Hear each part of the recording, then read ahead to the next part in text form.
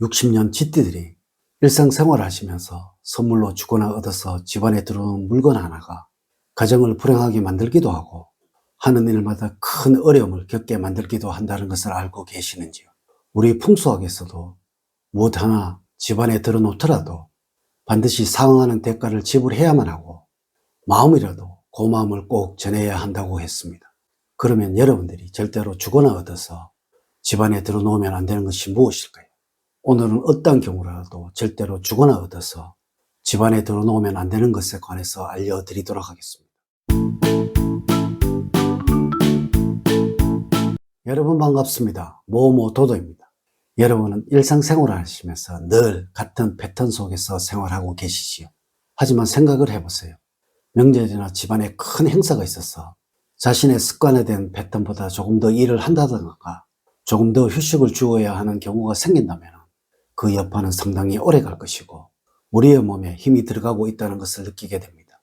이것은 세상의 모든 것이 그러하고 집안에서 흐르고 있는 기의 흐름 역시 그러합니다.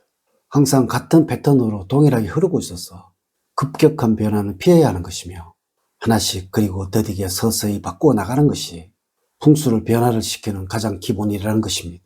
항상 좋은 길을 하나씩 서서히 접목을 시키면서 작지만 좋은 일들이 계속적으로 생겨나는 것이며 이 작은 변화들이 궁극적으로 완전히 다른 사람들로 변화를 시키게 되는 것입니다. 나쁜 기운의 기가 흐름에 섞이게 된다면 순간에는 모르지만 서서히 집안에 기운이 나쁘게 만들게 되어서 이것이 집안을 망하게 만드는 것입니다. 이래서 세상에서 가장 무서운 것이 가랑비에 옷 젖는 줄 모른다는 것처럼 자신도 모르게 집안이 서서히 망해가는 것입니다. 지금 제가 알려드리는 이러한 물건들 60년 쥐띠들 절대로 집안에 들어놓으시면 안 됩니다. 자, 지금부터 시작해 보겠습니다. 먼저 선물로 주어서는 안 되는 것입니다. 왜냐고요? 선물로 주게 되면 나의 좋은 운까지 몽땅 주어버리게 된다는 것입니다. 첫 번째, 지갑을 주는 것은 나의 재물을 주는 것입니다. 이 지갑은 아무에게나 선물로 주어서는 안 됩니다. 딸이나 아들, 친한 사람들에게 내 재물을 나눠주고 싶다면 이런 의미로 주는 것은 좋다고 할 수 있으나 또한 여러분들의 재물복을 나누어 주고 싶은 사람들은 지갑을 줄 때 새 돈을 넣어준다면 더 효과가 클 것이고 좋은 운에 좋은 운을 추가로 받아서 재물운이 배로 쌓이게 되는 것입니다. 두 번째, 집안에 잘 키우고 있는 수목입니다. 이 수목들은 나의 가정에서는 같은 식구라는 의미를 가지고 있습니다. 살아있는 생명이 있는 물건입니다. 선조분들은 집에서 키우고 있는 수목들은 식구라고 하셨습니다. 여러분들의 정성과 손때가 묻어 있는 것이라서 이미 동화되어 있다는 것입니다. 이렇게 식구로 여기고 있는 수목이라면 60년 쥐띠에 가정에 좋은 기운과 화목을 가져다 주고 있습니다. 이것을 선물로 줌으로 인하여 나의 가정의 성취운 그리고 화목이 깨질 수도 있다는 것이죠. 만약에 누군가의 이 수목을 선물로 주어야 한다면 그 본체가 아닌 분갈이를 한 것을 아끼는 분 또는 소중한 분에게 선물로 주셔야 합니다. 세 번째, 쓰고 있었던 가구입니다. 가구는 풍속적으로 여러분들의 가정에 행복과 번영을 의미하고 있다고 합니다. 오래되어 못 쓰는 가구라면 폐기를 해야 하는 것이고 절대로 남에게 함부로 주어서는 안 되는 것입니다.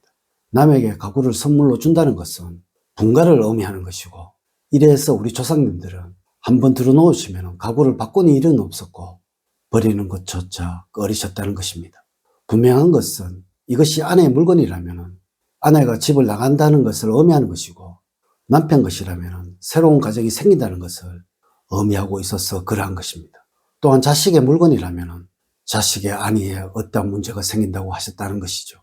이래서 남에게 함부로 주는 일은 없도록 하셔야 합니다. 만약에 수명이 다하여 바꿔야 한다면 폐기를 하셔야 합니다. 다음으로는 절대로 받아서는 안 되는 것입니다. 첫 번째, 망해가는 집안의 물건을 절대로 들어놓아서는 안 됩니다. 여러분들 경험을 해보셨는지요? 경매로 나온 집이나 물건이 시중 가격의 절반도 안 된다는 사실을 말이죠. 이 중고부품을 취급하는 분들도 이러한 물건은 절대로 본인이 사용을 하지를 않습니다. 왜 그렇다고 생각을 하시는지요? 제가 잘 알고 있는 지인분 중에서 이러한 경매 물건을 받아서 중고로 파시는 분이 계시는데요. 이분의 말씀이 도대체 이 물건을 왜 사가는지를 이해를 할 수 없다고 말이죠. 남의 눈물과 한이 맺히는 물건인데 말이죠. 남에게 받거나 얻어서 집안에 들어놓는 것은 서로 기쁘고 웃으면서 주고받아야 합니다. 절대로 피눈물을 흘린 물건을 내 집안에 들어놓아서 좋을 이유는 하나도 없다는 것이죠. 이러한 것은 과거나 현대 풍속학에서도 가장 나쁜 물건이라고 말을 하고 있습니다. 두 번째, 왠지 받기에 부담이 되고 꺼려지는 물건입니다.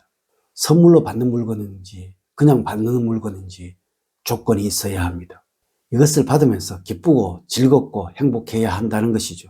받으면서 부담이 가든지 망설여지는 물건은 어떠한 이유를 대서라도 피하는 것이 좋습니다. 이는 이 물건이 여러분들의 기운과 맞지 않기 때문에 그러한 것입니다.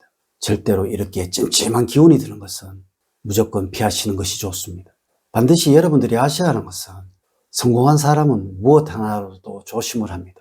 말 한마디, 행동 하나가 그동안의 노력을 숲으로 만들 수 있다는 것을 알기야 그렇게 행동을 하시는 것입니다. 항상 기쁘고 웃으면서 물건을 얻으셔야 하며 즐겁고 행복으로 나누고 싶은 물건을 선물을 하시도록 하세요. 이렇게 하신다면 운은 점점 커지게 되며 이 운이 번영을 만들어가는 것입니다. 세 번째, 물과 연관된 물건은 집안에 들어놓으시면 안 됩니다. 절대로 집안에 들어놓으면 안 되는 물건 중에 중고 수족관과 정수기라는 것을 알고 계시는지요? 물론 더 큰 것을 들어놓기 위해서 작은 것을 주는 것이라면 상관이 없지만 또한 너무나 좋을 수도 있습니다. 남이 필요가 없거나 버려진 물건을 가져오시는 것은 여러분들이 집안에 재물운을 마르도록 한다는 것이죠. 또한 절대로 물이 그려진 물건을 얻어서 집안에 들어놓으시면 안 됩니다. 중고 냄비나 물통 이러한 것은 얻어서 오시면 안 됩니다.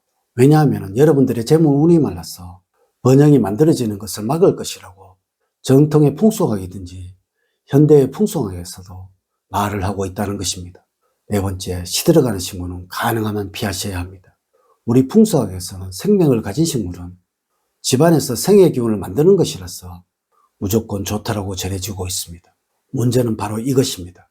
생의 기운이 아닌 사의 기운이 생명체에 전해지게 된다면 어떻게 될까요? 절대로 시들어가는 식물을 얻어서 집안에 들어놓아서는 안 됩니다. 집안에는 생기만이 넘쳐나도록 하셔야 합니다. 다섯 번째, 집안을 정리하고 나서 버리려고 하는 옷이나 가구입니다. 간혹 보면은 남이 입다가 버리려고 하는 옷이 쓸만하다고 해서 얻어서 집안에 들어놓는 분이 있을 것입니다. 물론 가구나 가정 역시 그러한 경우가 있을 것입니다. 우리 조상님들은 아이를 못 낳는 여성에게는 아이를 많이 낳는 여성의 옷을 얻어와서 입히는 경우가 있었습니다.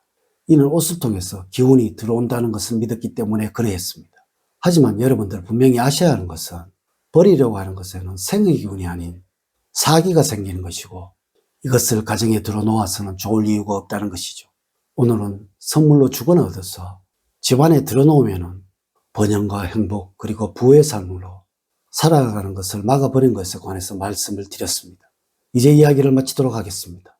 저는 늘 여러분들 가정에 사랑과 행복이 넘치는 삶을 만들어 드리도록 노력을 하겠습니다. 오늘 긴 시간 시청해 주셔서 감사드립니다. 다음 시간에 더 좋은 영상으로 인사를 드리도록 하겠습니다. 감사합니다.